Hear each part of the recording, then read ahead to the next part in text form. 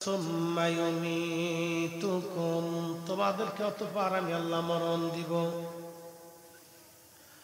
একদিন মাটির ভিতরে হবে ঘরে, মন আমার কেন বাঁধো দালান ঘর, মন আমার কেন বাঁধো দালান ঘর।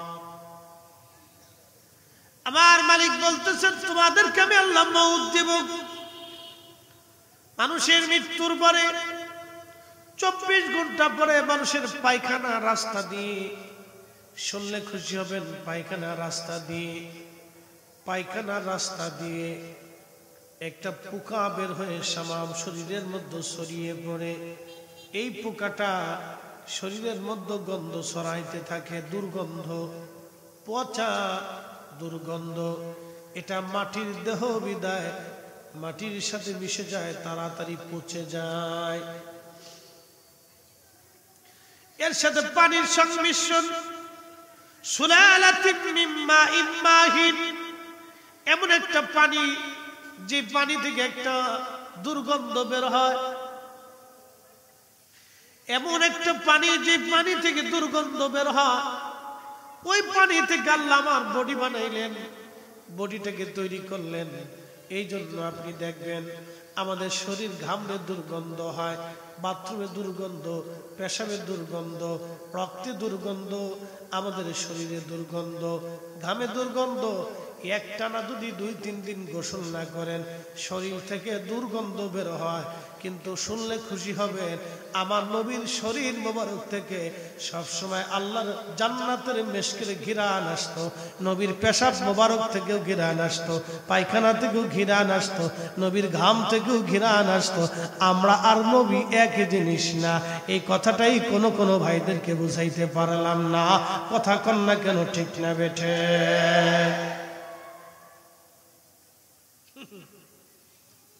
এই তুলনাটা, এই আকলটা অনেকের আহলের ভিতরে নেই, আহলের ভিতরে কুত্তায় পেশাব করে দিচ্ছে। কি কথা কর না কেন? দুঃখের সাথে বলতে হচ্ছে। আমি কথা বলতে যাবো কেন যে তারা আহলের পুকুরে পেশাব করছে? আমি কেন বলবো? দুঃখে পড়ে বলতেছি, কেউ খালি পড়ি ভাই, কষ্টে পড়ে বলতেছি। কোরআনের তাফসীর তো আমরাও পড়ি। এই সহজ বিষয়টা আমরা কেন বুঝি না? সুলালাতিন মিন মাইন মাহিন, একটা মানুষের নির্যাস, শরীরের নির্যাস থেকে একটা পানি বের হয়, একটা গন্ধ, একটা দুর্গন্ধ আসে। ওখান থেকে আল্লাহ মানুষ সৃষ্টি করছে।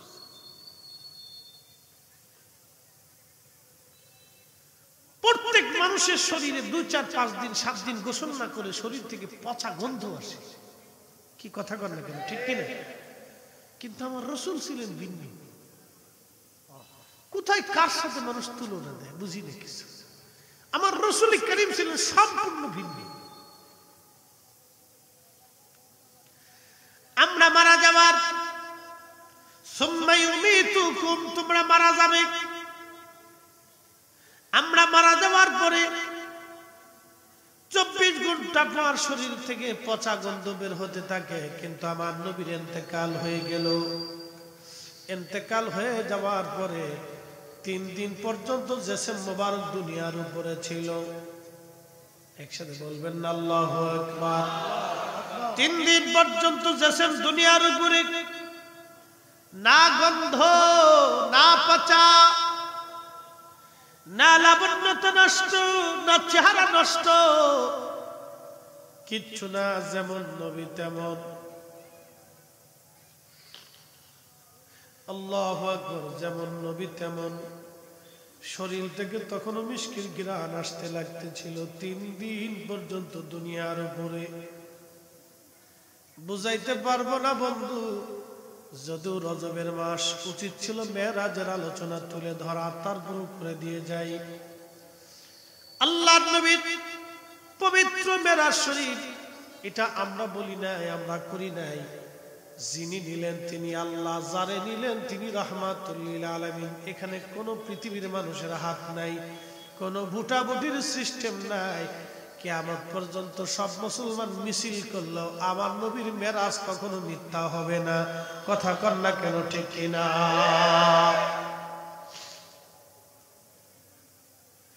আল্লাহর নবী ঘুমিয়ে আছেন হাতিমে কাবায়। উম্মে হানির ঘর ছিল হাতিমে কাবার সাথে, ঘরের মধ্যে নবী ঘুমায়। জিবরাইল আমিন আসছে নবীকে নিয়ে যাওয়ার জন্য। আল্লাহর নবী ঘুমাচ্ছিলেন। আবার অনেকেই বলবে রজব মাসের 26 তারিখ দিন যায় মেরাজ হয়েছে, এই নির্দিষ্ট কোনো দিন তারিখ নাই। এগুলো আর এক প্রকারের শয়তান, তারা মেরাজকে বিতর্কিত করার জন্য এগুলি নানান যুক্তি তর্ক তালাশ করে। মনে রাখবেন, জেনে রাখবেন, অধিক মতামত হলো নবীর মেরাজ 26 রজব দিন যায় রাত্রিবেলা হয়েছে। অধিক আলেম যেই মত দিয়েছে আমরাও সেই মত দেব। 2-4টা সুটকা ফুটকা মৌলবীর ফতোয়া মানার টাইম আমাদের নাই। কথা কন না কেন, ঠিক কিনা?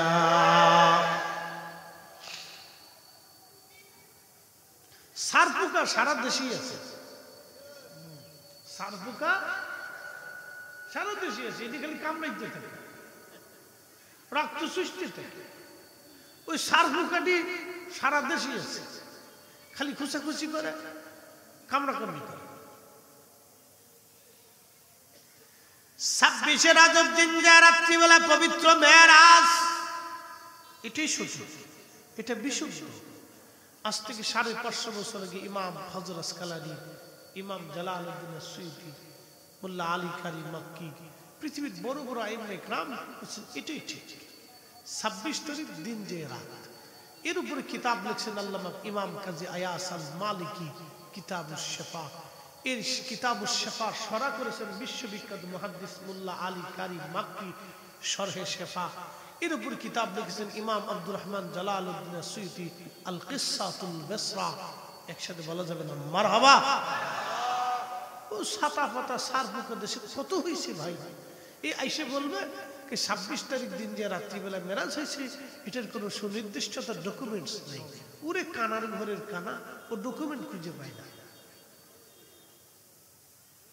এই বিক্রম কিতাব লিখে গেছে, তো ডকুমেন্ট খুঁজে পায় না। হযরত ইমাম আব্দুর রহমান সুয়ুতি আল কিসাতুল বিসরার ভিতরে তিনি লিখতেছেন, প্রিয় নবীজিকে ঘর থেকে বের করে নিয়ে আসা হলো সিনা সাক করানোর জন্য। পবিত্র বডি মোবারক নিয়ে আসা হলো, দেহ মোবারক বের করে নিয়ে আসা হলো। নিয়ে আসার পরে আল্লাহর নবীজির দেহ মোবারক, অর্থাৎ পবিত্র দেহ মোবারক নিয়ে আসার পরে এই যে গলার নিম্নতম এখানে নরম একটা জায়গা আছে, এই নরম জায়গা দ্বারা এক মিনিট উপরে যত দিবা তো পাবলিক দেখা যায় না, বুঝছো না? এরা তো আমার একটু চেহারা দেখার দরকার আছে। সিনার সাক, ওপেন হার্ট সার্জারি, অ্যাটেনশন। এই যে এখানে একটা নরম জায়গা আছে, এখানকার নিচ থেকে জিবরাইল ফাড়তে লাগলেন। ফাড়তে ফাড়তে নাভি পর্যন্ত ফাড়লেন, বক্ষ সরাইলেন। নবী বলতেছেন আমি দেখতেছি। পৃথিবীর কোন হার্ট সার্জারি যখন হয়েছে রোগী কি দেখে? আল্লাহ রাসূল বলতেছেন আমি দেখতেছি, আমার কাল বের করা হবে। আল্লাহু আকবার! এ কি আশ্চর্য ওপেন হার্ট সার্জারি! যেই ঘটনা বলার আগে কোরআন বলতেছে সুবহানাল্লাহ। একসাথে বলেন না সুবহানাল্লাহ। সুবহানাল্লাযী আসরা বিআবদিহি লাইলাম মিনাল মাসজিদিল হারাম ইলাল মাসজিদিল আকসা।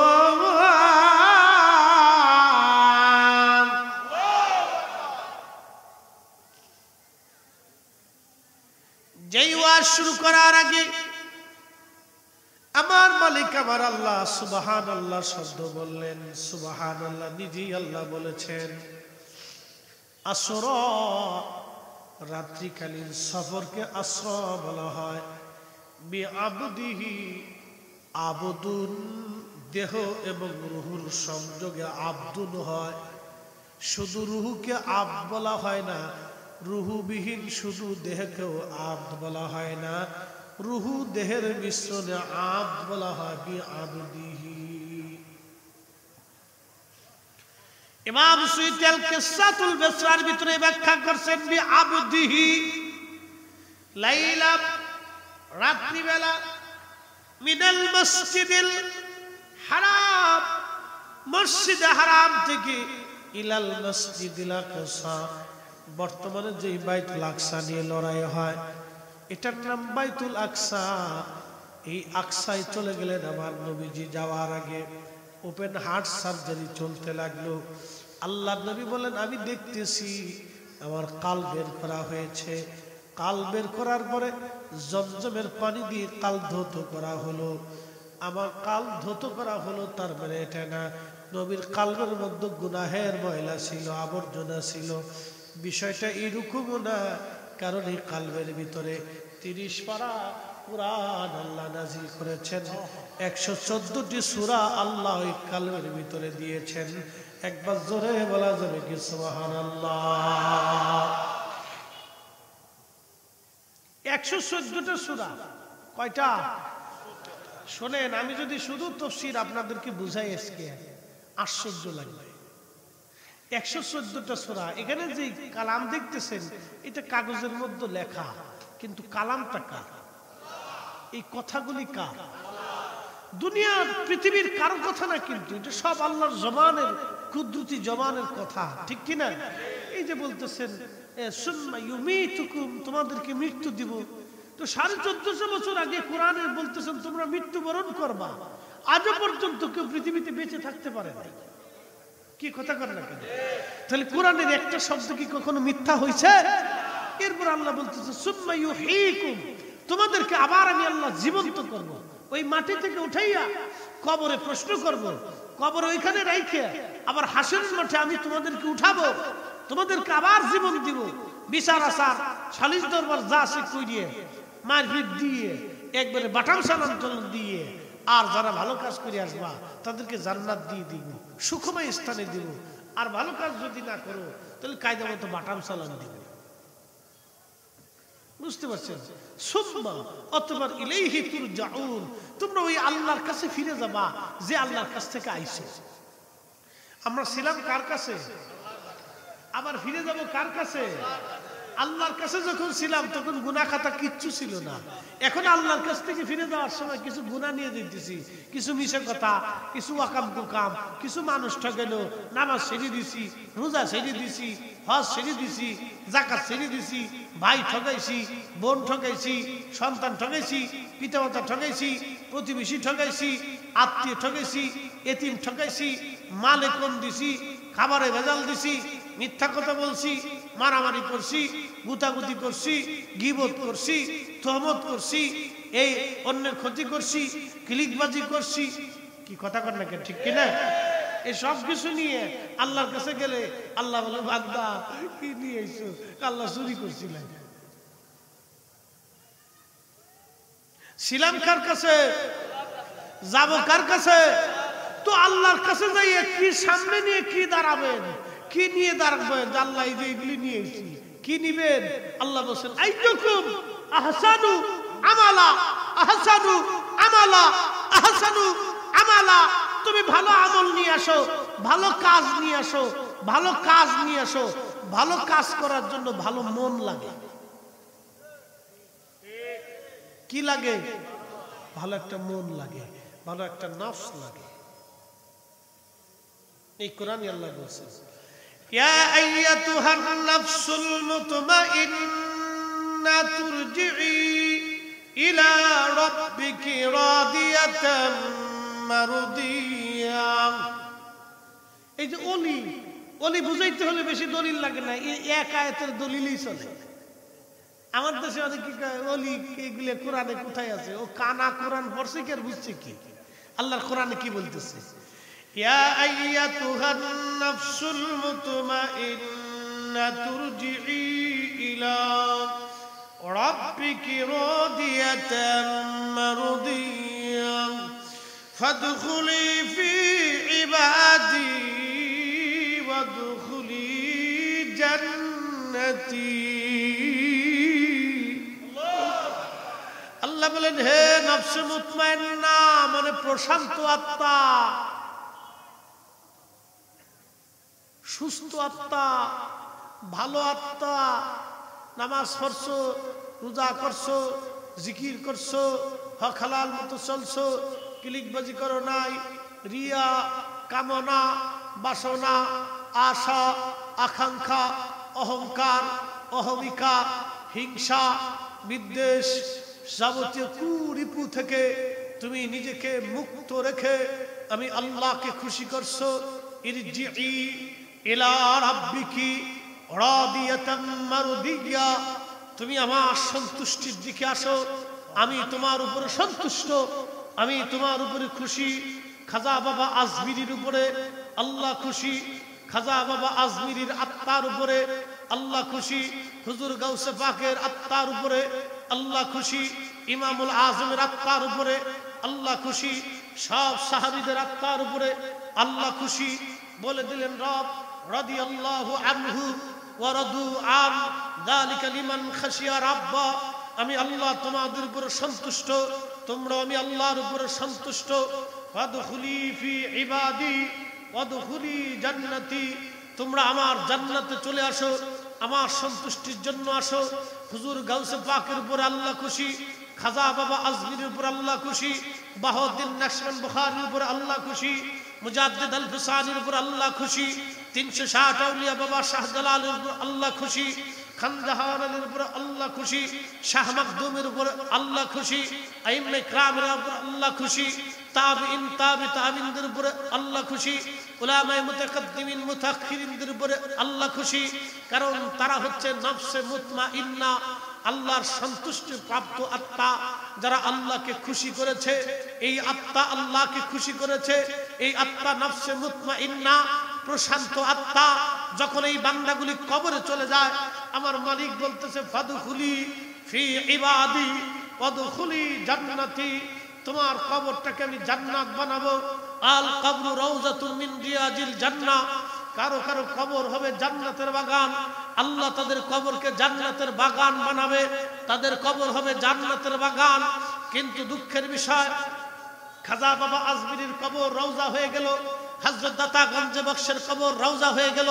এই কোরআনের আয়াত অনুযায়ী, এই বিধান অনুযায়ী, আল্লাহর এই কোরআন যদি সত্য হয় তো আল্লাহর কালাম অনুযায়ী 360 আউলিয়ার কবর রওজা হলো, 4 ইমামের কবর রওজা হলো, 4 তরিকার ইমামের কবর রওজা হলো, অন্যান্য ওলিদের কবর রওজা হলো, সাহাবীদের কবর রওজা হলো, তাবিদের কবর রওজা হলো, তাবিদের কবর রওজা হলো। আমার দেশের হারামজাদা রাসূলের কবর রওজা তালাশ করে পায় না, জুতা দিয়ে বাইরে গিয়া স্টেজ থেকে নামাইতে হবে। কথা বলেন ঠিক না বেঠে? এর চেয়ে ভালো বক্তব্য আমার কাছে আর কিছু নাই। কোরআন কোথা থেকে পড়ছে? কোরআন কোথা থেকে শিখেছি? কোরআন বলতেছে ফাদখুলি ফি ইবাদি ওয়াদখুলি জান্নাতি, তার কবরটাকে আল্লাহ জান্নাত বানায় দেয়, জান্নাত বানায় দেয়, জান্নাত বানায় দেয়। নবীর গোলামীর জন্য নবীর উম্মতের কবর যদি জান্নাত হয় তো রাসূলের কবর রওজা হবে না। এই কথা কোনো নাফরমানি অস্বীকার করতে পারে, নবীর কবরকে রওজা বলা যাবে না, এই সমস্ত বক্তব্য যারা দেয় এই সবগুলি ইহুদিদের দালাল, শয়তানের দালাল। কথা বলেন ঠিক না বেঠিক?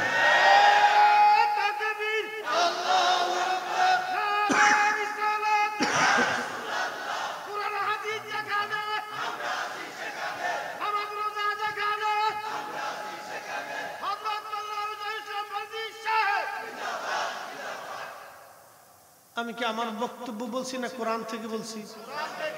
পরিবর্তন হবে? কথা বলেন, পরিবর্তন হবে, পরিবর্ধন হবে, সংযোজন হবে, বিয়োজন হবে, আর যাহা বলেছে তাহাই ঠিক। আপনি না বুঝলে আপনার বুঝের অভাব, কোরআনের কোনো সমস্যা নেই। আমি আপনি বুঝি না, সেটা আমার আপনার বুঝের দোষ। কালাম তো ঠিকই বলেছে, কি চমৎকার আল্লাহর কালাম।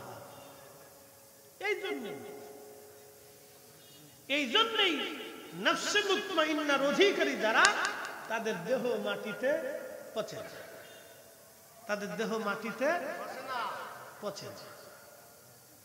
নফসে মুতমাইন্নার অধিকারী যারা, আল্লাহর সন্তুষ্ট প্রাপ্ত আত্মা নিয়ে যারা কবরে চলে যায়, তাদের দেহ মাটিতে পচে না। ওটা যেরকম ওরকমই থাকে, পচে না।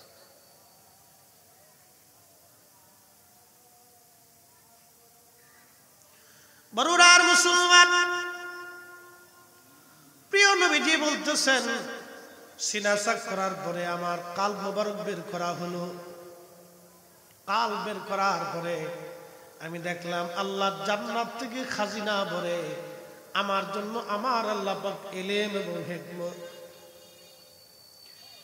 এবং হিকমত আল্লাহ পাক আমার কালবের মধ্যে ঢুকাই দিয়া আমার বক্ষ মুবারক আল্লাহ আবার সেলাই করে দিলেন।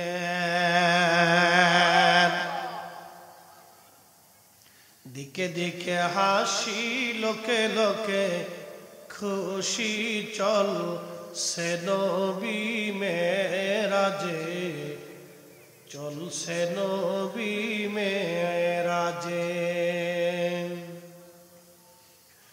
এ স্মৃতির দুলাম জাগে চাঁদ সিতারা জেগেছে, ধুলোকে ভুলোকে চলছে নবী মেরাজে। দিকে দিকে হাসি, লোকে লোকে খুশি, চল সে নবী মেরাজে, চলছে নবী মেরাজে।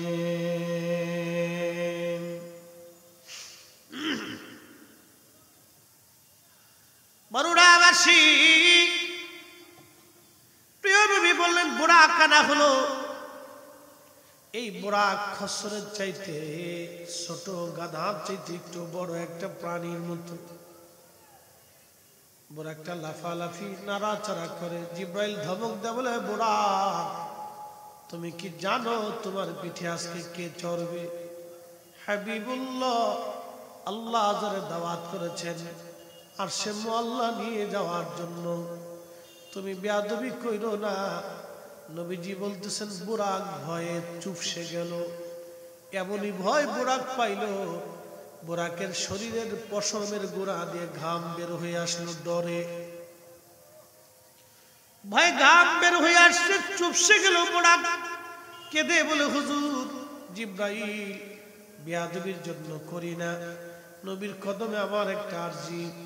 আজকে যেইভাবে নবী আমার পিঠে চড়ে মেরাজ হবে, কিয়ামতের কোটি কোটি বুরাকের ভিড়ে আমার রসুল যাতে আমাকে ভুলে না যায়, ছেড়ে না দেয়, একবার জোরে বলা যাবে কি মারহাবা। বুরাকের পিঠে চড়ে শুরু হলো রওনা। নবীজি বলেন, হারাম থেকে আমি রওনা করলাম আকসার দিকে। যাবার সময় দেখি মারারতু বি মুসা ওয়া হুয়া ইউসাল্লি ফি কবরিহি, রাওয়াহু মুসলিম। আমি দেখলাম মুসা নবী কবরের মধ্যে দাঁড়াইয়া দাঁড়াইয়া নামাজ আদায় করতেছে। মুসা নবী নিজ কবরের মধ্যে রওজার ভিতরে দাঁড়াইয়া দাঁড়াইয়া মুসা আলাইহিস সালাতু ওয়াস সালাম নামাজ পড়তেছে। একবার জোরে বলা যাবে কি মারহাবা। মুসা নবী ইন্তেকাল করলেন হাজার হাজার বছর আগে। মুসা নবী হাজার বছর পরে নামাজ পড়ে কবরের মধ্যে। আল্লাহু আকবার। এটা অনেক বড় আশ্চর্য। বলে, হুজুর বুঝি না, বুঝার দরকার নাই, সব কথা বুঝতে হয় না, মেনে নিতে হয়। মায়ের পেটের মধ্যে বাচ্চা যেমন নিরাপদ থাকে, আল্লাহর ওলিদেরকে আমার আল্লাহ কবরের ভিতরে এরকম নিরাপদ রাখে। কি কথা কর না কেন, ঠিক কিনা? মায়ের রেহেমের ভিতরে আমাকে আল্লাহ যে এরকম নিরাপদ রেখেছে, পানির অভাব হয় নাই, খাবারের অভাব হয় নাই, পুষ্টির অভাব হয় নাই, সূর্যের আলোর অভাব নাই, একবারে ঠান্ডাও নাই, গরমও নাই, কোনো অসুবিধাই নেই। আমি মায়ের পেটের মধ্যে ছিলাম, আল্লাহ আমার সব কিছু করাইলেন, আল্লাহ সব কিছু আমার আপনারা দিয়ে দিলেন। মায়ের পেটের মধ্যে যেমন একজন বান্দাকে আল্লাহ নিরাপদ রাখে, আল্লাহর ওলি যারা, নবী যারা, তাদেরকে কবরের ভিতরে আল্লাহ ওই রকম নিরাপদ করিয়া দেয়। না না, একসাথে জোরে বলেন না সুবহানাল্লাহ। ও মালিককে না একসাথে বলে না মালিককে। জিকির হবে কার, ইবাদত হবে কার, আইন মানব কার? আল্লাহ আল্লাহ আল্লাহ আল্লাহ, খুশি করবো আল্লাহকে। এই জন্য আল্লাহ বলেন কুল ইন্না সালাতি ওয়া নুসুকি ওয়া মাহইয়ায়া ওয়া মামাতি লিল্লাহি রাব্বিল আলামিন।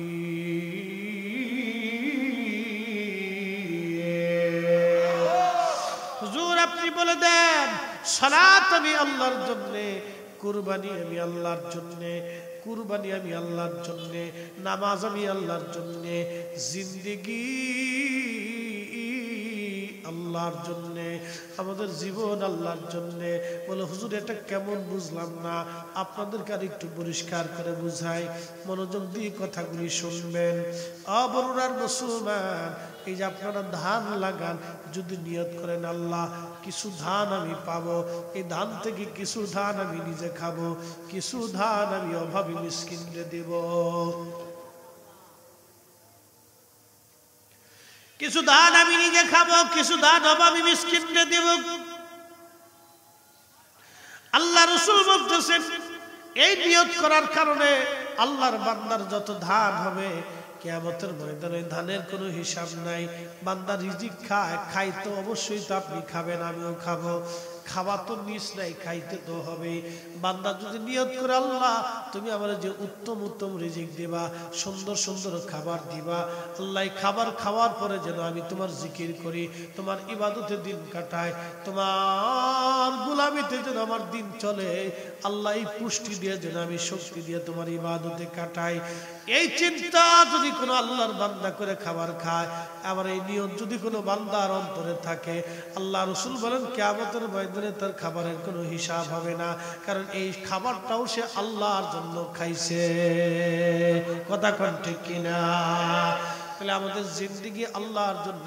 আপনি যে রুটি রুজি করেন, আপনার স্ত্রী হবে, সন্তান হবে, পুত্র পরিজন আসবে, আপনি আল্লাহর কাছে নিয়ত করবেন রব আমার যে সন্তানাদি আসবে ওদেরকে আমি যেন আলেম বানাইতে পারি, অথবা তাদেরকে যেন আবেদ সলে বানাইতে পারি, তাদেরকে যেন কোরআন শিখাইতে পারি, তাদেরকে যেন উম্মতে মুহাম্মাদি প্রকৃত উম্মত বানাইতে পারি, তোমার খালেস বান্দা বানাইতে পারি।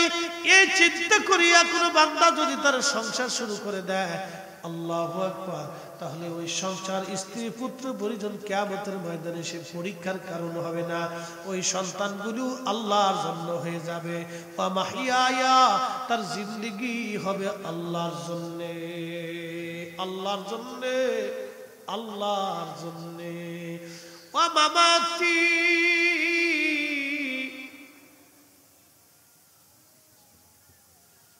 ঠান্ডায় যেতেছে, খাইলে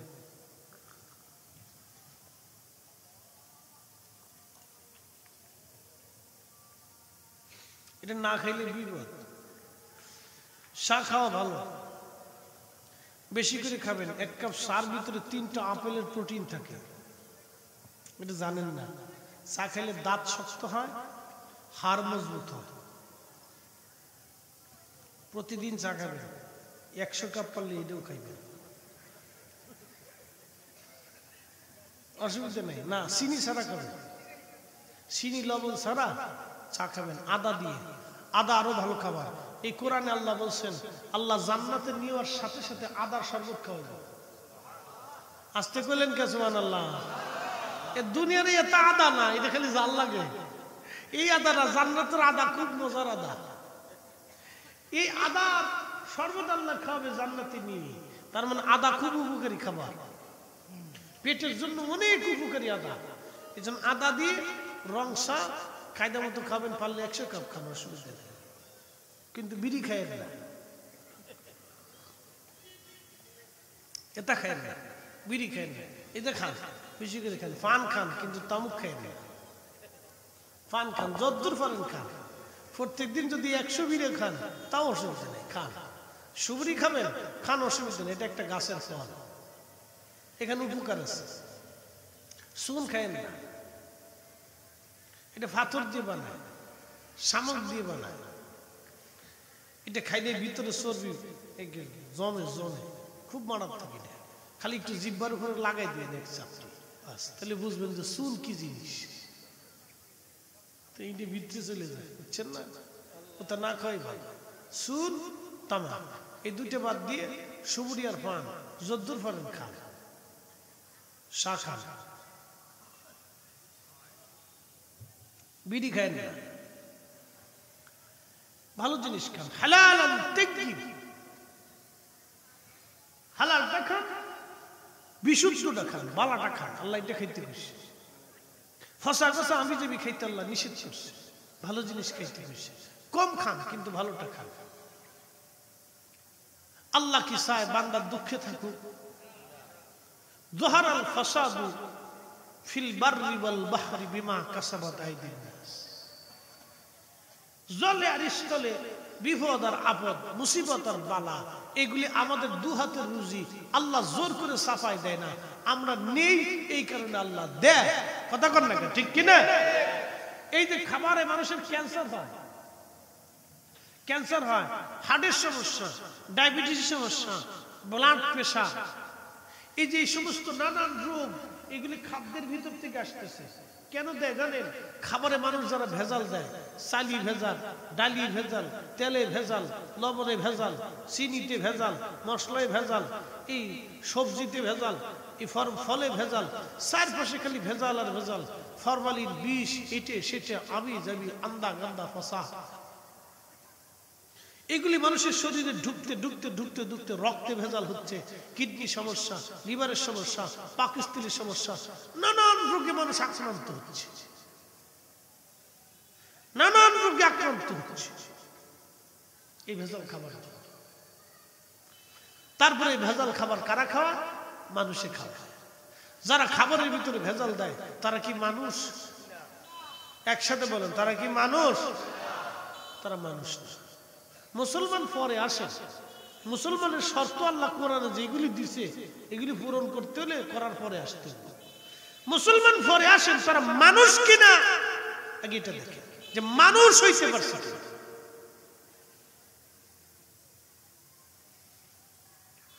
বড়রার মুসলমান নবী বললেন, বাইতুল আকসায় উপস্থিত জিবরাইল আমিন আঙ্গুল দিয়ে পাথর ফুটা করিয়া জিবরাইল আলাইহিস সালাম বোরাকের রশি বাঁধলেন।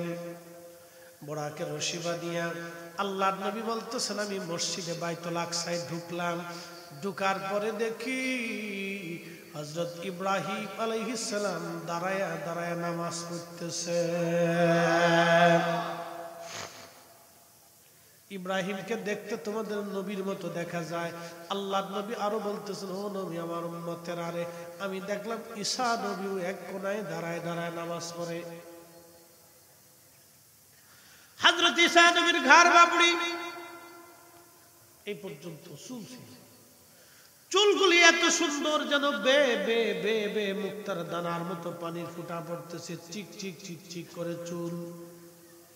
এত সুন্দর চুল তোমাদের নবী ঈসা নবীর চুল এত সুন্দর। আল্লাহর নবী বলতেছেন, উম্মত রে, ঈসা নবীরে দেখলাম মসজিদে বাইতুল আকসার এক কোনায় দাঁড়ায় নামাজ পড়ে। এখন প্রশ্ন করি, জবাব দিবেন। আল্লাহ কেন মেরাজটাকে আলোচনার আগে নিজেই সুবহানাল্লাহ বললেন? দেখেন, ঈসা নবীরা আমার আল্লাহ সশরীরে আসমানে নিয়ে গেছে। কি কথা করেন না কেন, ঠিক কিনা? সশরীরে আসমানে নিলেন, সশরীরে মেরাজের রাত্রিবেলা আবার দুনিয়াতে পাঠাইলেন, আবার সশরীরে আসমানে নিয়ে গেলেন। আবার ঈসা নবীরে পৃথিবীর শেষ প্রান্তে হযরতে ঈসা নবীর ইমাম মেহেদীর জমানায় বর্তমান সিরিয়া, এরপরে লেবানন, লিবিয়া, ফিলিস্তিন, জর্দান, ওমান, এই অংশটাকে আগে শাম বলা হইতো। এই শামের একটা মসজিদের সবুজ মিনারায়, সাদা মিনারায়, সাদা মসজিদের উপরে ঈসা নবীর আল্লাহ দুই ফেরেশতার কাঁধে ভর করে কিয়ামতের আগে আসমান থেকে আল্লাহ দুনিয়াতে নামাই দিয়ে দিবে। সেই মসজিদটা ফিলিস্তিন বর্তমান বাইতুল আকসার আশেপাশে হবে। একসাথে জোরে বলবেন আল্লাহু আকবার। এই বেল্টের মধ্যে সেই মসজিদটা হবে। ঈসা আলাইহিস সালামকে আল্লাহ রাব্বুল আলামিন দুনিয়াতে পাঠাবেন। ওখান থেকে সরাসরি ঈসা নবী বাইতুল্লাহ আসবেন, আল্লাহর ঘরে। ইমাম মেহেদী বাইতুল্লাহ শরীফে ঈসা নবীর জন্য অপেক্ষা করতে থাকবেন। নামাজের ওয়াক্ত শুরু হবে, নামাজ শুরু হয়ে যাবে। ইতিমধ্যে ঈসা আলাইহিস সালাম বাইতুল্লাহে আসবে। ইমাম মাহদী ডাকতে বলবে, হুজুর আপনি ইমামতি করেন, আপনি আজকে ইমাম হবেন। ঈসা নবী ডাকতে বলবে, ও উম্মতের মাহদী, আমি ঈসা এই উম্মতের ইমামতি করার জন্য আসি নাই, আমি আল্লাহ এই উম্মতের পিছনে নামাজ পড়ার জন্য এসেছি। আমি ঈসা এই উম্মতের পিছনে নামাজ পড়ার জন্য এসেছি, এই উম্মতের ইমামতি করার জন্য আমি আসি নাই। একবার জোরে জোরে বলা যাবে আল্লাহু আকবার। তাহলে এই উম্মতের মর্যাদা আল্লাহ কত দিছে, কিন্তু এই উম্মত মসজিদে জুতা চুরি করে। কি দুঃখ! গরিব মানুষের চাল চুরি করে, ডাল চুরি করে, এগুলি চুরি করে, আলু চুরি করে, ডিম চুরি করে, তেল চুরি করে, চিনি চুরি করে, মনে কিছু নিয়ে নেই। রাষ্ট্র কিন্তু বাজেট ঠিকই করছে, রাস্তা, বিল্ডিং, রাষ্ট্রীয় কাজের বাজেট কিন্তু রাষ্ট্র ঠিকই করে। এখানে 100 কোটি টাকা বাজেট, 100 কোটি টাকার এখানে স্থাপনা চলবে, কিন্তু উপর থেকে এই নিচ পর্যন্ত চাইতে বিড়ালের কুত্তা খাইতে খাইতে শেষ পর্যন্ত রডের বদলে বাস আড্ডায় দিয়ে দেয়। কি কথা কর না? রাষ্ট্র কিন্তু আমরা ঠকাই নাই, রাষ্ট্র ঠিকই বাজেট করছে, রাষ্ট্র জনগণের ঠকাই না। রাষ্ট্র তো কিন্তু ব্যক্তির না, রাষ্ট্র হলো আমাদের, আমরা রাষ্ট্র, রাষ্ট্র কিন্তু আমাদেরকে ঠকাই না, কিন্তু আমরা নিজেরা আমাদেরকে ঠকাই। কি কথা কর না? যারা চুরি করলো তারা কিন্তু রাষ্ট্র না, তারা ব্যক্তি। আমার মতো আপনার মতো একজন মানুষ, একজন মুসলমান অথবা মুসলিম, সে যেই হোক, সে কিন্তু রাষ্ট্র না, সে ব্যক্তি, আমার আপনার মতো ব্যক্তি।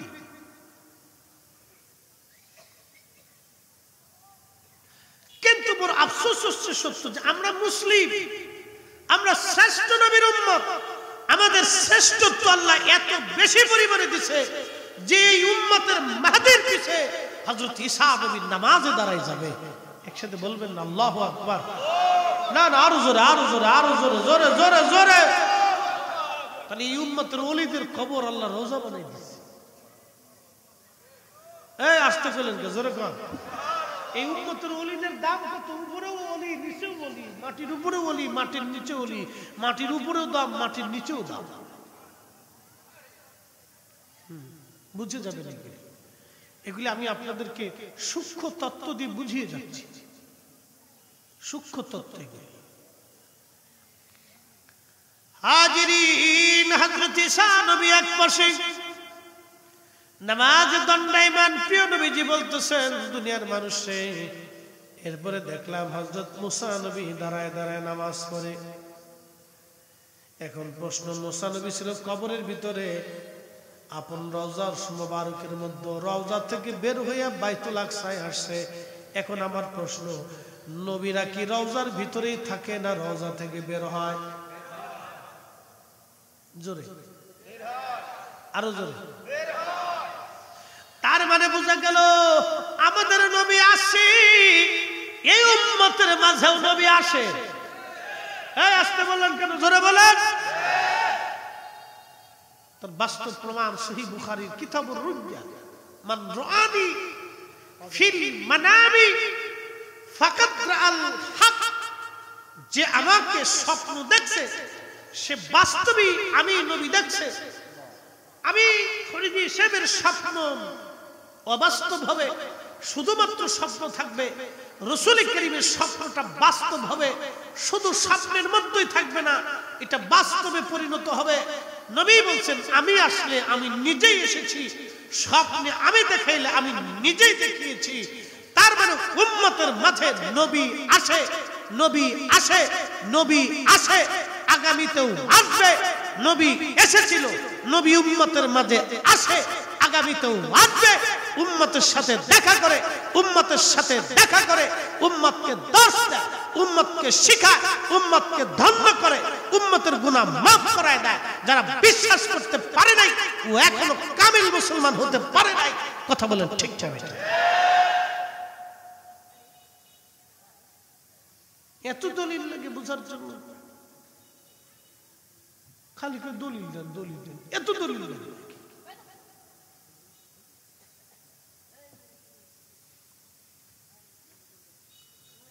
হাজিরিন, বরুড়ার মুসলমান,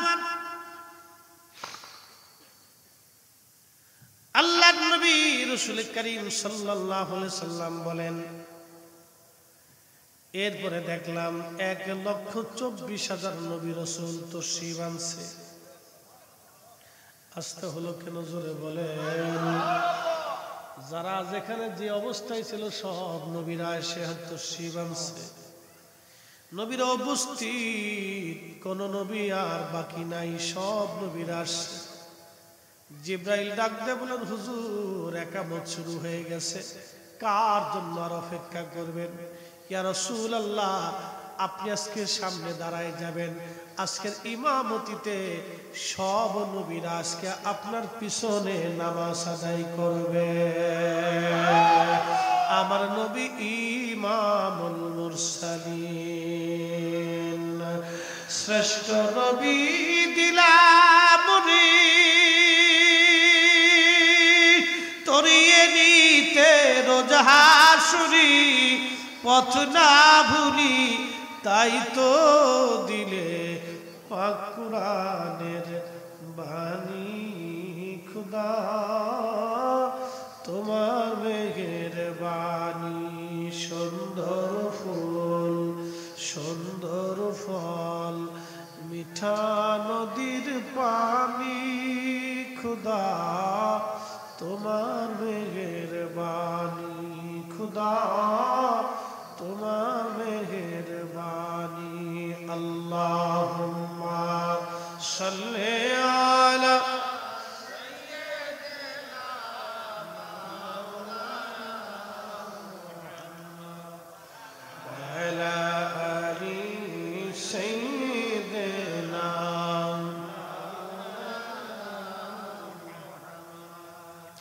বন্ধু আমার, সময় কম, কথা আমার লম্বা। হযরত রাসূল করিম সাল্লাল্লাহু আলাইহি সাল্লাম বললেন, আমি নামাজ পড়াইলাম, সব নবীরা আমার পিছনে নামাজ পড়লো। এখন প্রশ্ন করি, জবাব আজকে দিয়ে যাবেন। নামাজ কি মেরাজে যাওয়ার সময় হয়েছে না যাওয়ার মেরাজ থেকে আসার সময় হয়েছে? যাওয়ার সময় তো নবী নামাজ পড়াইছেন, কিন্তু আমরা যে নামাজ যাবতীয় পাইলাম, এটা কি যাওয়ার সময় হয়েছে না আসার সময় দিছে? তাহলে নবীজি যাওয়ার সময় যে 2 রাকাত পড়াইলেন, ওই 2 রাকাত কেমনে পড়াইলেন?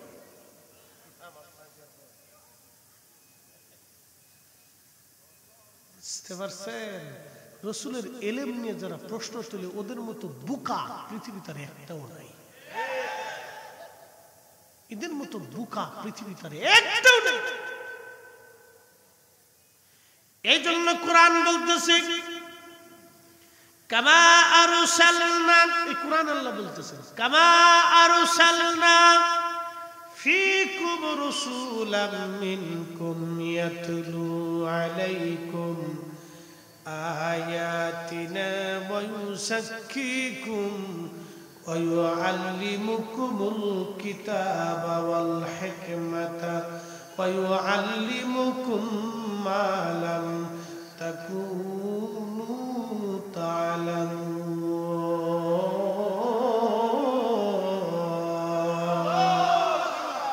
ত্রিভুবনের প্রিয় মুহাম্মদ এলোর দুনিয়ায়,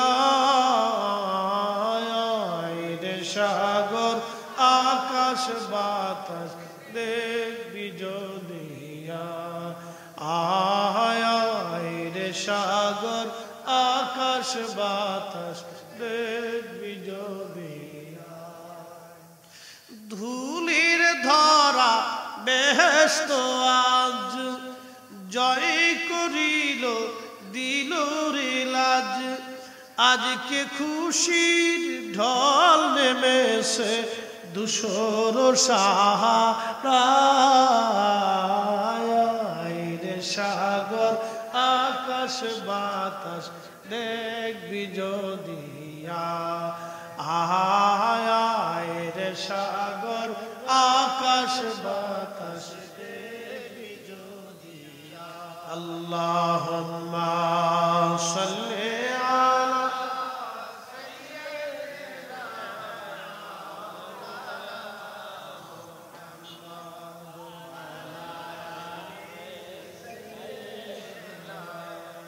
মাওলানা। আল্লাহ বলেন, হুজুর আমি দুনিয়াতে আপনারে পাঠাইছি, আমার আয়াত সমূহ আপনি উম্মতকে তেলাওয়াত করে শোনাবেন। এর অর্থ মানে নবী পড়ে যাবে, তো বিষয়টা এরকম না। এই কোরআনের দুইটা দিক আছে, একটা দিকের নাম জাহির আর একটা দিকের নাম বাতিন। আমরা জাহিরের অর্থ জানি, কিন্তু বাতিনের অর্থ আমরা কেউ জানি না। আল্লাহ নবী কোরআনের দুইটা দিকে উম্মতকে শেখানোর জন্য আসলেন। ওয়ায়ুযাক্কিকুম, উম্মতকে পবিত্র বানানোর জন্য আল্লাহ নবীরা আল্লাহ দুনিয়াতে পাঠাইলেন।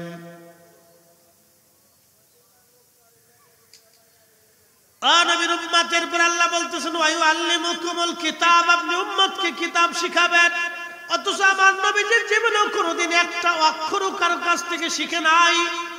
একসাথে বলবেন আল্লাহু আকবার।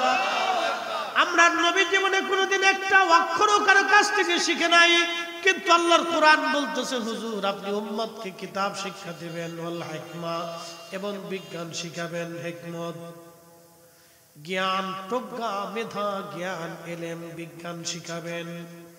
ওয়ায়ুআল্লিমুকুমুল মা লাম তাকুনু তা'লামুন, উম্মত যেটা জানে না সেটা আপনি উম্মতকে শিখাবেন।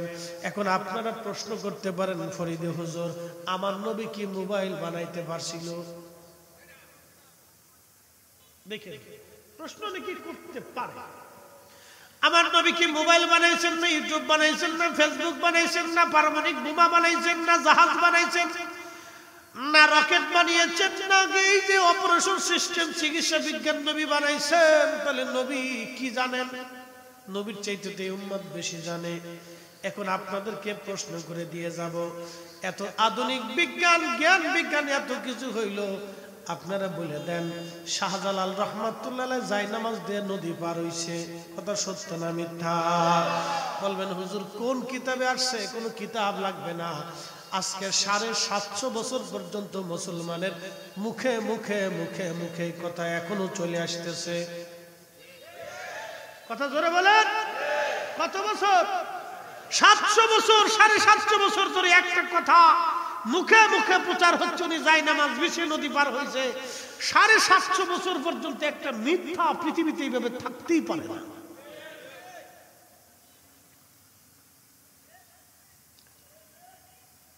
তাহলে জায়নামাজ বিছিয়ে শুধু উনি না, আবু মুসলিম আল খাওলামিও পড়েছেন, শুধু উনিও না, ইমাম শাফিও পড়েছেন।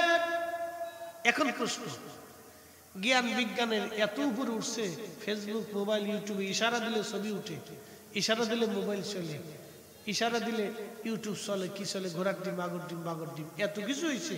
তাহলে তোমরা নদীতে যাই নামাজ বিছিয়ে একটু নামাজ পড়ে দেখাও। এই কি আসতে পেলেন? জোরে কর। তোমাদের সব বিজ্ঞান এক জায়গা আনো, এক জায়গায় আইনে যেই যাই নামাজ হযরতে শাহজালাল বিছাইলেন, আমরা এরকম একটা যাই নামাজ তোমার দিব, তুমি বিছাই দিয়ে তুমি আবার বুড়িগঙ্গা পানির ভিতরে, নদীর ভিতরে এবার একটু নামাজ পড়ে দেখাও। দেরি কে? বেলা শেষ, সূর্য ডুবে গেছে। আচ্ছা অসুবিধা নেই, খুব মনোযোগ দিয়ে আল্লাহর কোরআন কত চমৎকার। ওয়ায়ুআল্লিমুকুম মা লাম তাকুনু তা'লামুন, এই উম্মত যাহা জানে না আপনি নবী তাহাই উম্মতকে শিখাবেন। এই উম্মত জানতো না জায়নামাজ বিছিয়ে কেমনে নদী পার হওয়া লাগে, এই উম্মত জানতো না আকাশের বাতাসে কেমনে উড়ে যাওয়া লাগে, এই উম্মত জানতো না আকাশে ইশারা করলে বৃষ্টি পড়বে, এই উম্মত জানতো না আঙ্গুলের ইশারা করলে নদীর পানিগুলি উজানে রওনা করবে। এই কথা কর নাকি, ঠিক কিনা? খাজা বাবা আজমিরি আনা সাগরের পানি একটা লোটার ভিতরে আনছে। ঠিক আসতে বলেন কে? কোন সাগরের পানি? আনা সাগরের পানি মানে 2-4 মণ। আপনাদের ওই বদনার পানির মতো অনেক পানি না, কোটি কোটি মন পানি। তো কোটি কোটি মন পানি তিনি একটা লুডার ভিতরে আনছেন। এই বিদ্যা বিজ্ঞানকে বলেন যে তোমরা আইনে দাও, কি কথা কন না কে? তার মানে উম্মত যাহা জানে না নবী তাহা শিখানোর জন্য এসেছিল। কোরআনের তাফসীর দুইটা দিক, একটা জাহিরি আর একটা বাতিন। বুঝতে পারছেন? এই জন্য আল্লাহ রসুলের ইলম নিয়ে যারা প্রশ্ন তুলে তারা বুকা, ওদের আহলের মধ্যে কুত্তায় পেশাব করছে, ঠিক আসতে করলে পুলিশে ধরে নিয়ে যাবে। একসাথে বলেন, এটাও সাক্ষ্য, ইমানের সাক্ষ্য। জোরে বলেন ঠিক।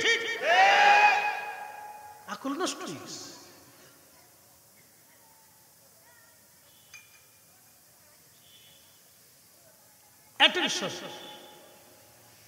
ছোট্ট একটু ব্যাখ্যা। মেরাজ কত আশ্চর্য। আমি আর আসমানের দিকে যাইতে পারবো না আজকে আসমানে যাওয়ার সুযোগ নাই। এই জমিনের থেকে আজকে শেষ করে দিতেছি, একটু বুঝে যায়।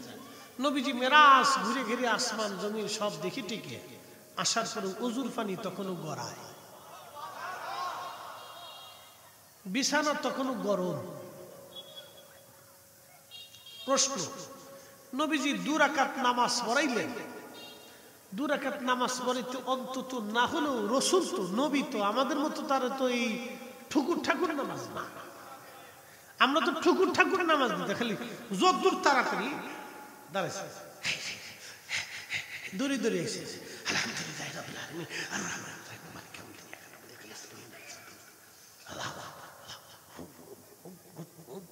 শয়তান আসে, ওরে বাপ রে বাপ, কি নামাজ! 2 রাকাত নামাজ পড়াইতে অন্তত 10টা মিনিট গেছে। কথা ঠিক কিনা? মক্কায় গেছেন কারা কারা একটু হাত উঁচা করবেন? মক্কায় যারা যারা গেছেন হাত নামান। মক্কার মাটি কি আপনাদের বরুড়ার মাটির মতো? ওই মাটির ভিতরে পানি পড়ার সাথে সাথে পানি চুষে নিয়ে যায় না? চুষে নিয়ে যায়। আল্লাহ রাসূল ওযু করলেন, পানি গড়াচ্ছে। তো ওই ওযুর পানিটা কতটুকুন গড়াইছে? 1 সেকেন্ড, 2 সেকেন্ড, 3 সেকেন্ড, 5 সেকেন্ড। এর বেশি ধর্তব্য করাটা কষ্ট। 10 সেকেন্ডই ধরলাম, 30 সেকেন্ডই ধরলাম। তো ওই ওযুর পানি সামান্য গড়ায় গড়ায় যাচ্ছে, তখনও পানি গড়ায়। 1-2 সেকেন্ডে মেরাজ কি করে হয়? 2-4-10 সেকেন্ডে মেরাজ কি করে হয়? কেউ যদি বলে স্বপ্ন হয়েছে, তো স্বপ্ন কি 2-4-10 সেকেন্ডে হয়? স্বপ্ন কি হইলে তার ওযু করার দরকার।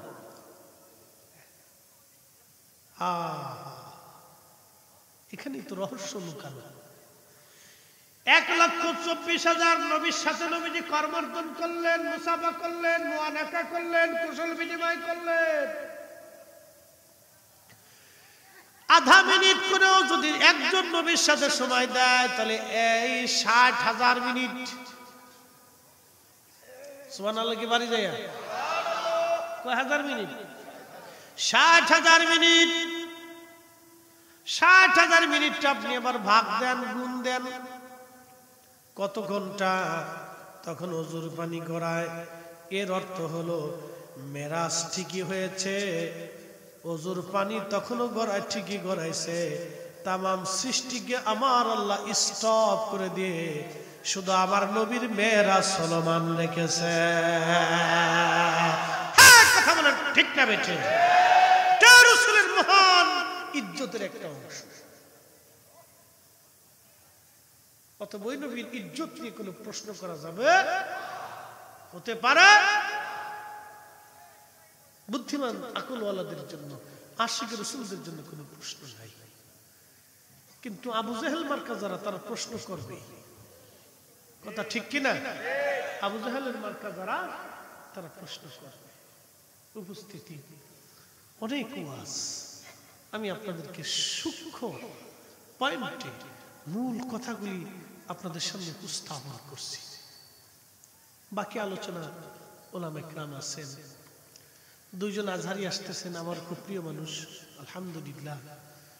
আমাদের এই সময়ে তাদেরকে প্রয়োজন ছিল।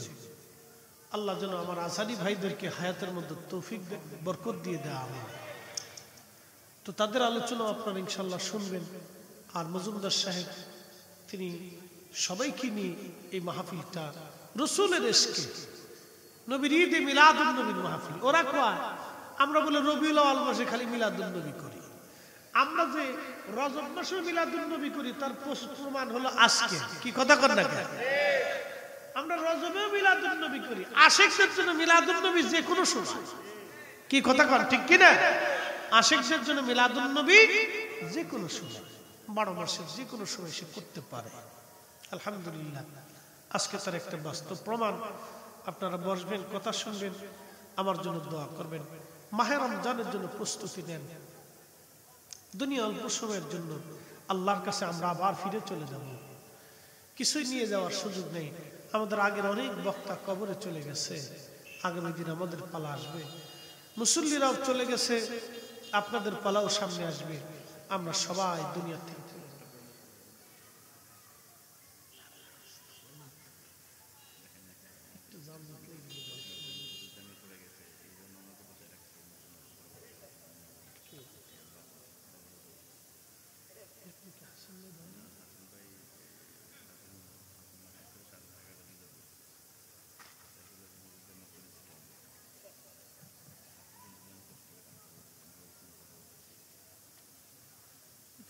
তোর যাইরে ফাঁকি দিয়া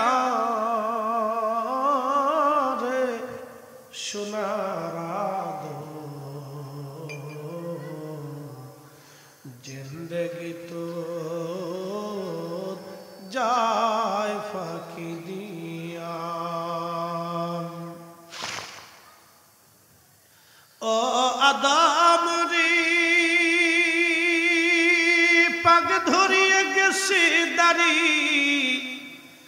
দন্তবাসে গোটা চারি।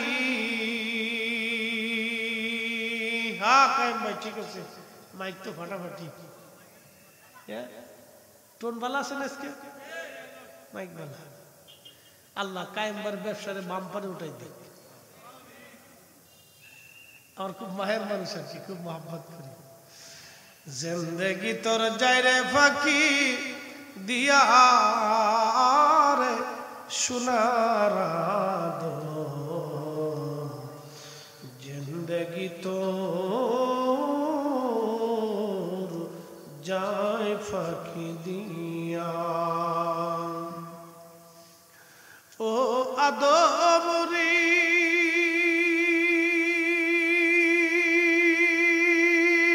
পাগ ধরিয়া গেছে দাড়ি, দন্তবাসে গোটা চারি।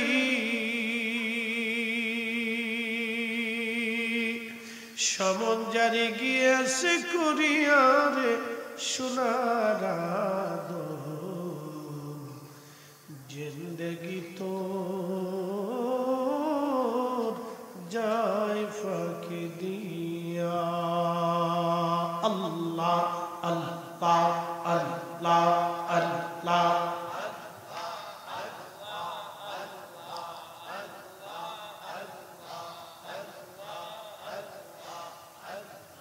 জবান খুলে আল্লাহ আল্লাহ আল্লাহ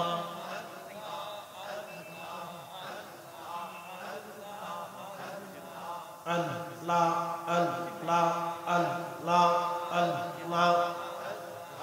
নবী জয় গোলামের দেখা দিবেন আল্লাহ আল্লাহ আল্লাহ।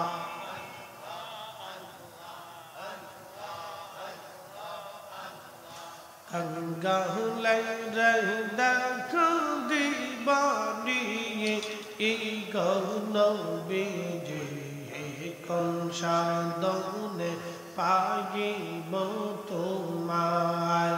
আল্লাহ আল্লাহ আল্লাহ আল্লাহ।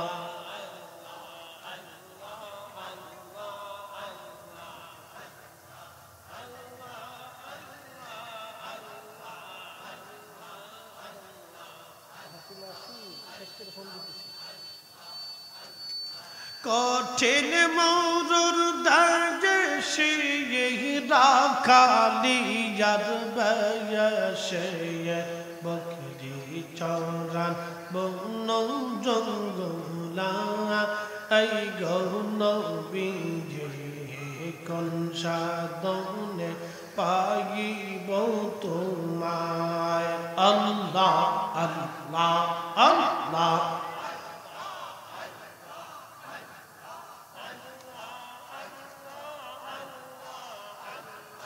গোলামের দেখা দিবেন এই গৌন বিজে কোন সাধনে পাইব তোমায় আল্লাহ আল্লাহ বনের যত পশু গজন ভক্তি করতই দুই চরণ মেঘমালা ছায়া দিত গা আই গৌন বিজে কোন সাধনে পাইব তোমায় আল্লাহ আল্লাহ আল্লাহ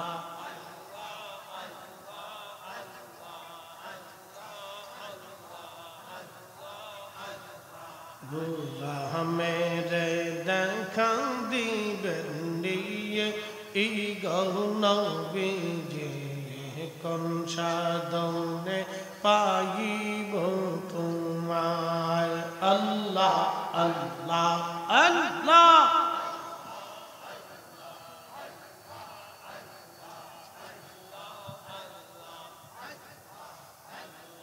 লা ইলাহা ইল্লাল্লাহু মুহাম্মাদুর রাসূলুল্লাহ সাল্লাল্লাহু আলাইহি ওয়াসাল্লাম সাল্লি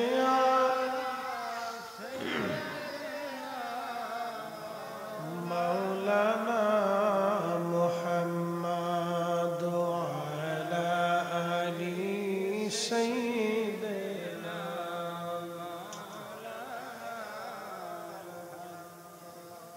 তুমি আল্লাহর প্যারা হাবিব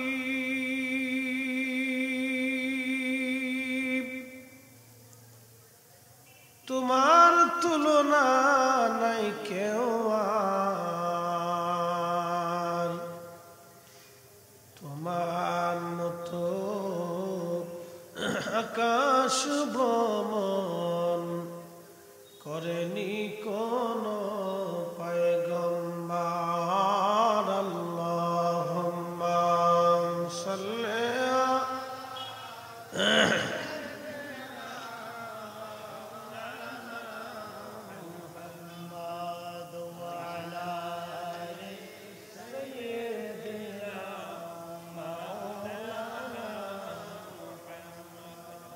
কোথায় আছেন প্রাণের হাবিব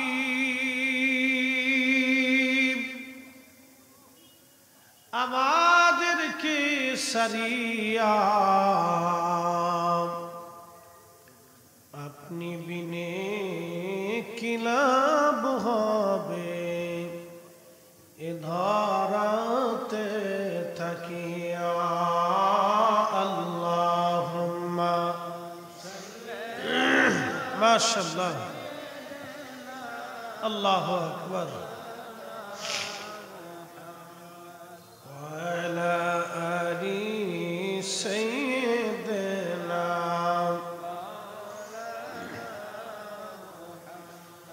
একটু জিকির করে লা ইলাহা জোরে লা ইলাহা ও লা ইলাহা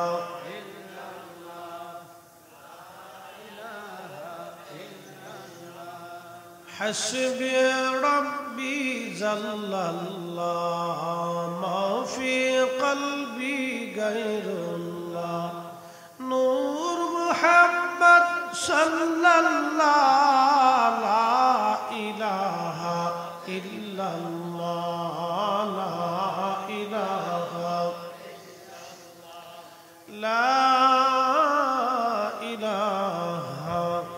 ইল্লাল্লাহ হিফজুল কোরআন প্রতিযোগিতার সম্মানিত সভাপতি হাফেজ আব্দুল হক সাহেব, দোগই হাজি বাড়ি জামে মসজিদের প্রাক্তন খতিব, আজকের প্রধান অতিথি হযরতুল আল্লামা মুহাম্মদ সাইফুল আজম বাবর আল আজহারি সাহেব, খতিব নর্থ ব্রোনক্স ইসলামিক সেন্টার জামে মসজিদ আমেরিকা।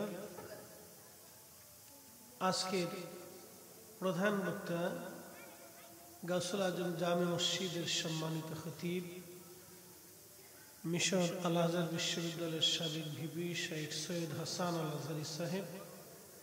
আজকের যিনি বিশেষ বক্তা, আপনাদের সামনে কিছুক্ষণ পূর্বেও যিনি তকরির করেছেন, কালিয়াপুর পাক দরবার শিবের খাদিম হাফিজ কারি মোহাম্মদ আমির হুসেইনি কালিয়াপুরি ভাই, উপস্থিত সম্মানিত উলামায়ে কেরাম, এলাকার গণ্যমান্য ব্যক্তিবর্গ, মুরব্বান ইকরাম, কলিজার টুকরো যুবক ভাইরা, পর্দানশীল আমার সম্মানিত মা ও বোনেরা, মাইকের আওয়াজ যত দূর পর্যন্ত যাচ্ছে সকলকে মোবারকবাদ, অভিনন্দন। দূরে যারা যেখানে আছি, কাছে এসে বসে পড়ি শুকুর এবং সুজুদ সে আল্লাহর মহান দরবার এলাহিতে, যিনি অনেক মানুষের ভিড়ে এই আপনাদের এই এলাকার নাম হচ্ছে পয়ালগাছা, দোগই এলাকার বহু মানুষের ভিতর থেকে আল্লাহ যাচাই বাছাই করে পছন্দ করে আপনার আমার মতো নাসিজ এবং নাফরমানকে আল্লাহ তার বেহেশতের মেহমান হিসেবে কবুল করেছেন। শ্রেষ্ঠতম রসূল, যাকে এই পবিত্র মেরাজের রাত্রে আল্লাহ দিদার এলাহি করিয়েছিলেন, তার মিলাদের মাহফিলে আসার মতো তৌফিক আল্লাহ নসিব করেছেন। এই জন্যে আল্লাহ শাহানশাহী দরবারে আমরা একসাথে আওয়াজ তুলে শুকরিয়া করে বলি আলহামদুলিল্লাহ। প্রিয় উপস্থিতি, আল্লাহ রাব্বুল আলামিন এই পৃথিবীটাকে অনেক সুন্দর করে সৃষ্টি করেছেন। আল্লাহর সৃষ্টির মধ্যে কোনো খুঁত নাই। কেন সৃষ্টি করলেন, এর পিছনে অনেক রহস্য। আল্লাহর সৃষ্টির মধ্যে কোনো খুঁত নাই, কোনো ভেজাল নাই, কোনো ত্রুটি বিচ্যুতি আপনি লক্ষ্য করবেন না। প্রতিনিয়ত একসাথে এক মুহূর্তে যিনি সমগ্র সৃষ্টিকে পরিচালনা করেন, একটা সেকেন্ডের জন্য সেটা কখনো ডান বাম হয় না। তিনি সেই আল্লাহ। আমাদেরকে উপদেশ দিয়েছেন, আমাদেরকে আল্লাহ পাক তার নিজের সম্পর্কে জানাচ্ছেন। কাইফা তাকফুরুনা বিল্লাহি, তোমরা কি করে আল্লাহকে অস্বীকার করো, কি করে তোমরা আল্লাহর সাথে নাফরমানি করো। আল্লাহ কোরআনে বলতেছেন তোমরা কি করে আল্লাহর সাথে নাফরমানি করো, অথচ তোমরা মৃত ছিলে। অকুনতুম আমওয়াতা, অস্তিত্বহীন ছিলে তোমরা। আপনাদের সামনে যিনি বক্তা বক্তব্য দিচ্ছেন, তিনার একটা নাম জহিরুল ইসলাম ফরিদি। এই ব্যক্তিটা আজ থেকে 50 বছর আগে পৃথিবীতে তার কোনো অস্তিত্ব ছিল না। আগামী 50 বছর পরে পৃথিবীতে তার কোনো কর্তৃত্ব থাকবে না, তার অস্তিত্ব বিলীন হবে। হাজিরিন, সেই কথাটাই আল্লাহ কোরআনে বলছেন, কাইফা তাকফুরুনা বিল্লাহি ওয়া কুনতুম আমওয়াতা, কি করে তোমরা আমি আল্লাহকে অস্বীকার করো, অথচ তোমরা মৃত ছিলে, অস্তিত্বহীন ছিলে। আমরা আসলেই একসময় অস্তিত্বহীন ছিলাম। একসাথে বলেন, যিনি আমাদেরকে অস্তিত্ব দিলেন তিনি কে? আল্লাহ। এই যে আল্লাহ শব্দকে আমরা স্বীকার করলাম এক বাক্যে, প্রশ্ন করি জবাব দেবেন আল্লাহ দেখছেন? কথা বলতে আল্লাহ কি দেখছেন? আল্লাহকে দেখা যায়? যায় না। তো নাস্তিকদের প্রশ্ন, যাকে দেখাই গেল না তাকে কি করে বিশ্বাস করব? এটা তাদের বক্তব্য, তাদের যুক্তি আছে, কিন্তু প্রত্যেক শয়তানের যুক্তির মধ্যে গলত থাকে, ভুল থাকে। বাহ্যিকভাবে তার যুক্তিটা অনেক সুন্দর মনে হবে, কিন্তু গলত আছে। মাইক যেভাবে আছে এইভাবে থাক, লাড়াচাড়া দিয়ে না, এমনি ঠিক আছে। নাস্তিকদের উত্তর হচ্ছে, আমরা দুনিয়াতে আসছি, আপনাদের সামনে যিনি বক্তব্য দিচ্ছেন তিনি একজন ব্যক্তি, তার বডি, তার বেসিস, তার এই হাত, চোখ, কানগুলি, বাহ্যিক যে সুরত, এটাকে আঞ্চলিক ভাষা আমরা সাধারণত কায়া বলে থাকি। এই যে বডি, এই বডিটা আল্লাহর একটা সৃষ্টি, কিন্তু এই বডির ভিতরে অরিজিনাল যিনি জহিরুল ইসলাম ফরিদি আছেন, তিনাকে কি দেখা গেল না? যে মৃত্যুর মাধ্যমে হলো সেই মৃত্যু দেখা গেল না, শুধুমাত্র বাহ্যিক সুরত আপনি দেখলেন। তো যে নিল তারও দেখা গেল না, যারে নিল তারও দেখা গেল না। তার মানে তাহলে আল্লাহ দেখতে চান কেমনে? যিনি এগুলি সৃষ্টি করলেন তাকে কি করে দেখতে চান? আল্লাহু আকবার। প্রিয় বন্ধুরা মুসলমান, মাইকের আওয়াজ যত দূরে যাচ্ছে কথাগুলি ভালো করে বুঝে যাবেন। এই দুনিয়া কিছুই না, দুনিয়া একটা ধোঁকা, দুনিয়া একটা পরীক্ষার জায়গা। সামান্য সময়ের জন্য আমরা আসছি। আপনারা শিক্ষিত সমাজ, আল্লাহর কালাম অবশ্যই ভালো করে বুঝবেন। এরপর আল্লাহ বলেন ফাআহইয়াকুম, তোমাদেরকে আমি আল্লাহ জীবন দিলাম। আল্লাযী খালাকাল মাউতা ওয়াল হায়াতা লিয়াবলুয়াকুম আইয়ুকুম আহসানু আমালা।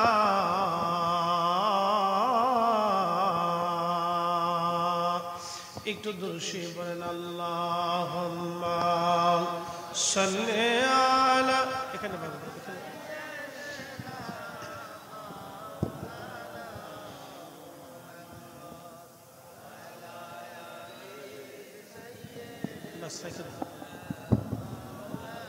এত টাইপ করলেন হয়েছে। তুমি আল্লাহর প্যারা হাবিব, তোমার তুলনা নাই কেউ, তোমার মতো আকাশ ভ্রমণ করেনি কোন পয়গম্বর। আল্লাহুম্মা সাল্লি আলা, মাশাআল্লাহ, ওয়া আলা আলি সাইয়্যিদিনা।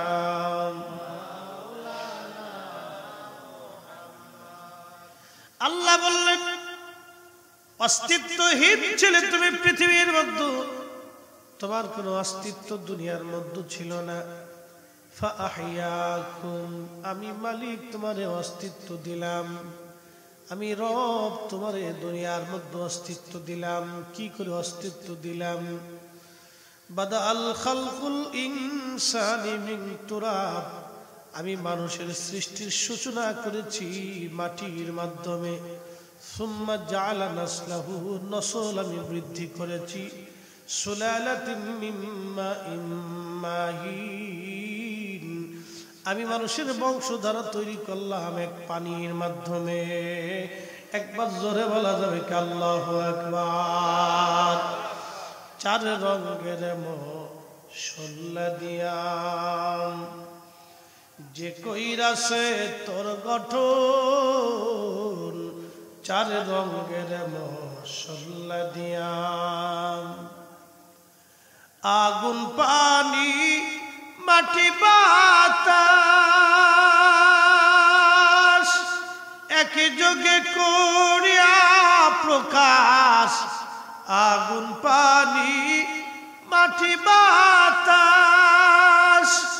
একই যোগে করিয়া প্রকাশ দেখলি না তুই কইরা তালাশ কোন জায়গা সে মহাজন চার রঙের মশলা দিয়া চার রঙের মশলা দিয়া যে কইরাছি তোর গঠন চার রঙের মশলা দিয়া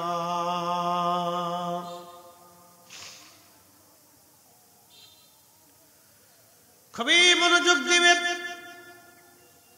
এই চার রঙের মশলার একজন মানুষ এই মানুষটাকে আল্লাহ পাক বলেন ফাআহিয়াকুম তোমাদেরকে জীবন দিলাম আমি আল্লাহ তুমি মৃত ছিলে তুমি অস্তিত্বহীন ছিলে দুনিয়ার মধ্যে আমি আল্লাহই তোমার দুনিয়ার মধ্যে অস্তিত্ব দিলাম এবার তাহলে বলেন যিনি অস্তিত্ব দিলেন তাহলে আইন মানব কার জোরে বলেন কার যিনি অস্তিত্ব দিলেন তার আইন মেনে চলতে হবে তার বিধানগুলি মেনে চলতে হবে তার কথাগুলি মেনে চলতে হবে তিনি কোরআনের মধ্যে যাহা যাহা হারাম করেছেন আপনার যত পীর মুরিদ আছে সবার জন্য সেটাই হারাম তিনি যেটা হালাল করেছেন আমরা যে পীরের মুরিদ হই সবার জন্য সেটাই হালাল কথা ঠিক কি না না কোনো পরিবর্তন আছে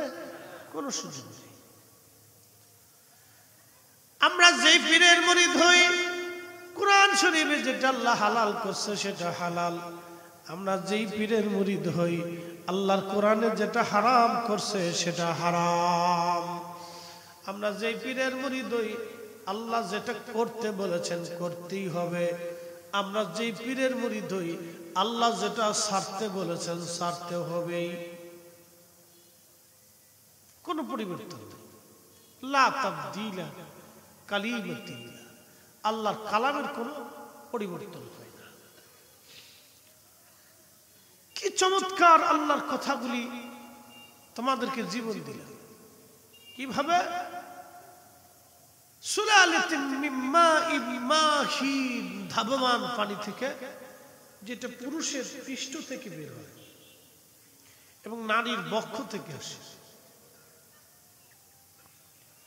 এই পানির ভিতরে শুক্রাণু ডিম্বাণু থেকে এই ফরিদি সাহেবের অস্তিত্ব মায়ের রেহেমের ভিতরে আল্লাহ দিয়ে দিলেন হাত দিলেন চোখ দিলেন কান দিলেন নাক দিলেন দেহ দিলেন চেহারা দিলেন চুল দিলেন দাঁত দিলেন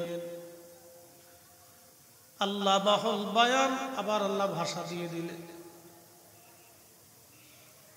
কাউরে আল্লাহ বোবা বানাইছে কাউকে মালিক অন্ধ বানাইছে কাউরে আমার আল্লাহ ল্যাংড়া বানাইলো কাউরে আমার আল্লাহ ধনী বানাইলো কাউরে আল্লাহ দরিদ্র বানাইলো অনেকেই দরিদ্র ব্যক্তি মনে মনে চিন্তা করে আল্লাহ তুমি যদি আমার ধনী বানাইতা তাহলে আমি কোটি কোটি টাকা মানুষের দান করতাম এরকম অনেকেই চিন্তা করে সে জানে না তারে আল্লাহ ধনী বানাইলে সে ফেরাউনের মতো তো হয়ে যাইতে পারতো কি কথা কন না সে জানে না যে তারে আল্লাহ ধনী বানাইলে এতে ফেরাউনের মতো হইতে পারত ফেরাউন হয়ে যেতে পারত এই জন্য আল্লাহ তার ধনী বানান নাই প্রশ্ন রাখবেন মুফতি ফরিদি আল্লাহ কেন ধনী দরিদ্র বৈষম্য করলেন ল্যাংড়া কানা বোবা করে আল্লাহ বানাইলেন কারণ কি আদম নবীর আল্লাহ সৃষ্টি করলেন সৃষ্টি করার পরে আদম আলাইহিস সালাতু ওয়াস সালামকে জান্নাতের ভিতরে আমার আল্লাহর কুদরতি হাত আদম আলাইহিস সালামের পৃষ্ঠদেশে আল্লাহ রাখলেন সেই দিন আমি আর আপনি মজুমদার সাহেব থেকে শুরু করে আমরা সবাই কালিয়াপুরি ভাই থেকে শুরু করে হাফেজ সাহেব উলামা ইকরাম মুসল্লি ইকরাম মুরব্বিন ইকরাম আপনারা যারা আছেন বরুড়াবাসী পৃথিবীর সমস্ত বান্দাগুলি রূহগুলি হযরত আদম সফিউল্লাহর সামনে উত্থাপন হলো আবার কমাইলেন কেমাই কি জ্বালা জ্বালা খালি গুতাগুতি করে আপনি কাইম ভাই আগের মতো রাখেন আগেরটাই ভালো। একসাথে বলি না আল্লাহু আকবার। হয়েছে কি প্রত্যেক দিন 3টে 4টে করে, কালকে 3টে করছি, তার আগের দিন 4টে করছি, তার আগের দিন 3টে করছি, তার আগের দিন 4টে করছি, আজকে 3টে, তারপর জমা পড়াইছি। তো সিলে ফেলা তো কম না, ঘুম ঠিক মতো নাই, খাওয়া ঠিক মতো নাই, ঠান্ডা লেগে গেছে। আর প্রত্যেকদিন তো ওয়াজ কম না, সবাই খালি হুজুর আর একটু করে, তো আর একটু করবার যে আমার জান শেষ। কিছু করার নাই তো, তো সবারই প্রোগ্রাম, যেমন আজকের প্রোগ্রামে চাইছিলেন পরে, কিন্তু আমার সুযোগ নেই। এখান থেকে আবার নারায়ণগঞ্জে দূরতে বাদ মাগরিব কথা আসতে হবে। মজুমদার সাহেব কাইম বাইরে ধরছে কিনা, ফরিদি সাহেব আসতে কথা। এখন কিছু মানুষের কথা তো রাখতে হবে। আল্লাহর বান্দারা মহাব্বত করে মাহফিল করে, তারা চায় যে আমাদের কথাগুলি মানুষ যাতে শুনে। কথা ঠিক কিনা? এটা তো ভিন্ন কোনো ক্রেডিটের জন্য করা হয় না। চেয়ারম্যান মেম্বারে দুনিয়াবি টেন্ডার ফেন্ডার, টাকা পয়সা, টিন মিন, বরাদ্দ টরাদ্দ, গম জব, এগুলির জন্য তো না। শুধু যারা করেন তারা ইখলাসের সাথে করে, যে আমরা পূর্বপুরুষরা যাতে কবরে শান্তিতে ঘুমায়। কি কথা কর না, ঠিক কিনা? তাদের কবরে যাতে নেকি পৌঁছায়, মানুষ যাতে দিনের দুটি কথা শুনিয়ে, ইসলামের দুটি কথা শুনে তারা যেন আমলে পরিণত করে, আল্লাহ রসুলের মহাব্বতের দিকে যাতে রুজু হয়, এই জন্য তাদের এই প্রচেষ্টা করে। তো এই জন্য আমাদেরকে এই সুযোগ আসতে হয়। অনেকে ভাবে হুজুররা মনে হয় এই যে এই মাহফিল করে বেড়াইতেছে, খুব ধান্দা করে বেড়াইতেছে। বিষয়টি এরকম না। আমার তো এত শখ লাগে না, আমার তো রেস্টের প্রয়োজন, ঘুমানোর দরকার, আমার স্ত্রী পুত্র পরিজনে একটু সময় দেওয়ার দরকার। আমার তো মন চায় বাচ্চাদেরকে নিয়ে একটু ঘুরতে বেড়াই, কিন্তু জানেন বছরে শুধু রমজান ছাড়া বাচ্চাদেরকে সময় দেওয়ার সুযোগ থাকে না। আর মানুষের আবদার রাখতে হয়, হুজুর আসতে হবে। তো এই আসা যাওয়া দিয়ে এগুলি দিয়ে চলতেছে। যাক আলহামদুলিল্লাহ, সবকিছু মিলেই দুনিয়া। আল্লাহ রব্বুল আলামিন, একজন দিয়ে আরেকজন আল্লাহ চালায়। কথা কন নাকি, ঠিক কিনা? আল্লাহ রব বান্দারে দিয়ে মাছেরে চালায়, মাছ দিয়ে বান্দারে চালায়, গরু দিয়ে মালিকরে চালায়, মালিক দিয়ে গরুরে চালায়। মালিক গরু ফালে, গরু মালিকরে দুধ দেয়, হৃষ্টপুষ্ট হয়, ওটা বিক্রি করে অর্থবান লাভবান হয়। একজন দিয়ে আল্লাহ একটা দিয়ে আরেকটাকে চালায়। উপস্থিতি মালিক আমাদেরকে জিন্দা বানাইলেন, জীবন দিলেন। আমাদের এই বডিটাকে আল্লাহ রাব্বুল আলামিন 4টে পদার্থ দিয়ে বানাইছেন। আব, আতশ, খাক, বাত। সাদুর আসরে গাউসে পাক লেখছেন, আব, আতশ, খাক, বাত, আগুন, পানি, মাটি, বাতাস। এজন্য আমরা মারা যাওয়ার পরে আমাদের বডি মাটির সাথে মিশে যায়, এই আবহাওয়ার সাথে মিশে যায়, পানির সাথে মিশে যায়, বাতাসের সাথে দুর্গন্ধ ছড়িয়ে হিসেবে মিশে যায়, মাটির সাথে মিসমার হয়ে যায়। কিন্তু শুনলে খুশি হবেন, নবীদের দেহ মাটিতে খায় না, মাটি পচে না।